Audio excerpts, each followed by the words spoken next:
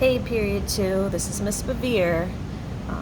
For your warm-up for today, I did do something slightly different with a division problem. By slightly, I do mean a very, very small difference. All right, normally when we've divided, we've gotten 0 at the bottom of our division problem, meaning we have nothing left over and we solved it correctly.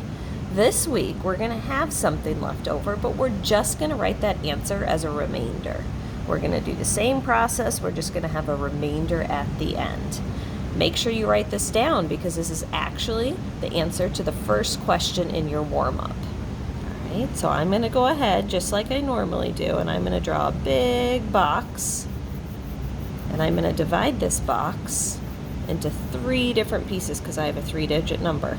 So 1, 2, 3. And just like I normally do, I'm going to write my 653 in the box, and I'm writing it towards the end of every box so I have room to write a different number in the beginning. All right, and I put 2 on the outside. Just like we have been in the past, we're going to divide 2 into each box independently. So I want to figure out how many 2's go into 6. I'm going to look at my multiplication chart, my row of 2 until I get to 6, and 6 is exactly in my true row. Go straight up and it is 3. So I know I put a 3 on top, and 3 times 2 brought me exactly to 6. Subtract, and we have nothing left over. So it is my choice to bring that 0 into the next box or to leave it out. I'm going to write it lightly in case you want to put that 0 there. All right, so now I've got to figure out how many 2's go into 5. Pull out my multiplication chart, look at my 2 row. What's closest to 5 without going over is 4, and that is 2 2's. So I'm going to put my 2 on top. 2 times 2 brought me to 4. Subtract, and we have 1 left over. Remember what we do with that 1? We take it and we put it in the next box. So my final box says how many 2's will go into 13.